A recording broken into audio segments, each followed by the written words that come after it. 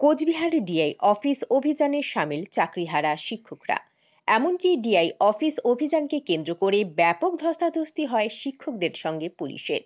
এদিন কোচবিহার রাজবাড়ী স্টেডিয়াম থেকে চাকরিহারা শিক্ষকরা একটি মিছিল বের করে এবং সেখান থেকে তারা কোচবিহারে ডিআই অফিসে যায় এবং সেখানে পুলিশের দেওয়া প্রথম ব্যারিকেড তারা ভেঙে ফেলে এবং দ্বিতীয় ব্যারিকেড যাওয়া মাত্রই পুলিশ তাদের আটক করে দেয় এবং পুলিশের সাথে চরম ধস্তাধস্তি শুরু হয়। তারপর তারা সেই ডিআই অফিসের সামনে অবস্থান বিক্ষোভে বসে পড়ে এবং সেখানে তারা দাবি করে যতক্ষণ না পর্যন্ত কোচবিহারের ডিআই তাদের সঙ্গে দেখা করবে ততক্ষণ পর্যন্ত তারা তাদের এই আন্দোলন চালিয়ে যাবে এবং কয়েক ঘন্টা তাদের আন্দোলন করার পর কোচবিহারের ডিআই তাদের সঙ্গে দেখা করে এবং তারা তাদের ডেপুটেশন দিয়ে সেখান থেকে মিছিল করে চলে যান। আমাদের যোগ্যতার বিচারে আমরা যেখানে সুপ্রিম কোর্ট থেকে শুরু করে সিবিআই দেওয়া তথ্য থেকে শুরু করে রাষ্ট্রপতির পর্যন্ত রিপোর্টে আমরা যোগ্য। আমাদের নামে কোনো ধরনের কোনো অভিযোগ নেই। তারপরেও আজকে আমরা রাস্তায়। ভাবুন আমরা কোথায় বাস করছি, আমরা যে দেশে বাস করছি সেখান থেকে আমরা ন্যায় বিচার পেলাম না। আমরা আজকে যোগ্য শিক্ষক হওয়ার পরেও যোগ্যতা দিয়ে পরীক্ষা দিয়ে চাকরি পাওয়ার পরেও আজকে আমরা বঞ্চিত। এই বঞ্চিত দায় কার? আমার মনে হয়, আমাদের সকলের মনে হয় এটা রাজ্য সরকারের। এই দায় সম্পূর্ণ এসএসসি, কারণ এসএসসি আজ পর্যন্ত এখানে 26,000 অযোগ্য নয়, এর মধ্যে 19,000 যোগ্য শিক্ষক শিক্ষাবৃন্দ ছিলেন। তাহলে আমরা যোগ্যতার সহিত যোগ্যতার বিচার দিয়ে, যোগ্যতার প্রমাণ দিয়ে, পরীক্ষা দিয়ে, ভাইবা দিয়ে, পার্সেন্টেজ দিয়ে উত্তীর্ণ হয়ে আমরা চাকরিতে যুক্ত হয়েছি। তাহলে আমাদের কি ওই রাজ্য সরকারের মিথ্যাবাদী চরম দুর্নীতিগ্রস্ত আপাদমস্তক দুর্নীতিগ্রস্ত এই মিথ্যাবাদী রাজ্য সরকার মাননীয় তিনি নাকি সততার কথা এই সময় পুলিশের ব্যারিকেড ভেঙে ঢুকতে হচ্ছে, কেমন লাগছে? মানুষের সরকার তিনি করলেন আজকে আমাদের এই যোগ্য শিক্ষক শিক্ষা কর্মীদের পথে বসিয়ে দিলেন, আমাদের পরিবারকে পথে বসিয়ে দিলেন। আমরা কি অন্যায় করলাম? আপনি আপনার সঙ্গ পঙ্গদের নিয়ে পাহাড় প্রধান দুর্নীতি করে আমাদের কোনো তো দোষ ছিল না। আমরা যেসব পরীক্ষার প্রসিডিওর মেনে পরীক্ষা দিয়েছি কিছু ছিল, আমরা তো কোনো সাদা কাদার কোনো আমাদের বিরুদ্ধে কোনো এলিগেশন নেই। কেন আমাদের আসলে একটা জলের বোতল ব্যবস্থা করতে পারেনি? জবাব দিতে হবে আপনাদেরকে, আপনাদের জবাব দিতেই হবে। এর থেকে আর আমরা আজকে সবাই আমরা আমাদের যা করণীয় আমরা অবশ্যই করবো। মনে রাখবেন আমরা বাসার থেকে আমরা একত্রে হয় বাঁচবো না মরবো, যা হয় খবর তাই শান্তিপূর্ণভাবে এখানে যতক্ষণ না আমরা আমাদের এই দাবি আদায় করতে পারছি ততক্ষণ আমাদের এই আন্দোলন চলবে। এটা আমাদের প্রত্যেকটা যোগ্য শিক্ষক কর্মীদের দাবি।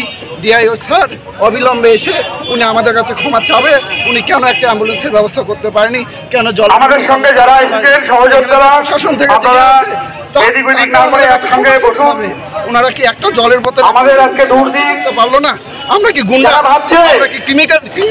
আজকে শিক্ষকরা রাস্তায় বসে গেছে, আমরা শান্তপূর্ণ হবে। কি আনন্দের ব্যাপার! আমাদের হাতে যারা যোগ্যতার সহিত কার হাতে যারা দিন রাত খেটে কাগজ, সেই আজকে লেখা আছে চাকরির প্রত্যেকটা পদ্ধতি আর অতিক্রম করে আজকে তার অবমাননা চাকরি পেল। এর থেকে 6 বছর 7 বছর চাকরি করলাম আমরা। আপনাদের ছাত্রছাত্রীদেরকে মন থেকে হৃদয় থেকে এই নতুন ভারত তৈরি করার জন্য যাদেরকে আমরা শিক্ষা দিয়ে যাচ্ছি, আমাদের পাশে এসে আজকে সেই সমস্ত শিক্ষক রাস্তায় নেমে এসেছে।